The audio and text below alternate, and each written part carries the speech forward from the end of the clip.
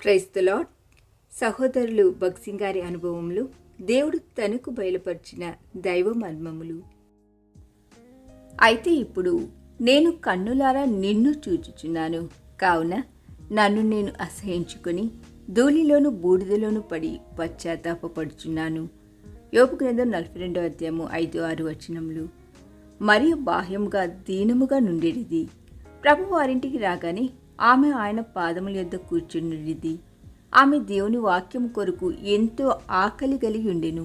అయితే యోహాను సువార్త 11వ అధ్యాయం 20లో వ్రాయబడినట్లుగా ఆమె చాలా గర్విష్ఠురాలు. వారు కోరిన వెంటనే ప్రభు వారి యొద్దకు రాలేదు. ఆయనను ఆయన గౌరవనీయుడు. మార్త దుఃఖముతో నున్నను. ఆయన వచ్చినని వినగానే ఆయనను చేర్చుకున్నటకు త్వరగా పోయెను. అయితే మరియ ఏడ్చుచు ఇంటిలోనే కూర్చుండెను. మేము ఆయనను ప్రేమించి ఆయనకు పరిచర్య చేసితిమి. ఆయనను మేము పిలిచినప్పుడు ఆయన రాలేదు, కనుక నేను ఆయనను ఎదుర్కొనుటకు పోను అని ఆమె తలంచి ఉండెను.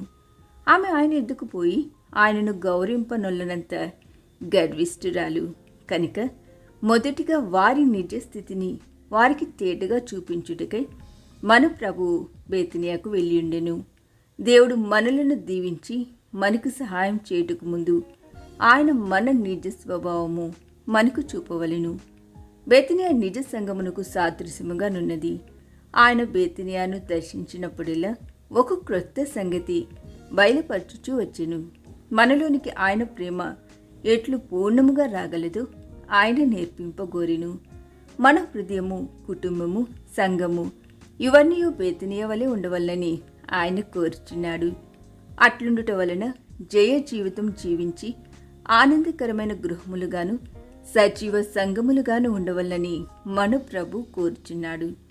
ఈ మూడంతల మర్మమును బోధించుటే బేతనియాను దర్శించుటలో మన ప్రభు యొక్క ముఖ్య ఉద్దేశము. ఈ దిన ధ్యానము మనందరి ఆత్మీయ జీవితమునకు ఆశీర్వాదకరముగా ఉండునుగాక. ఆమేన్.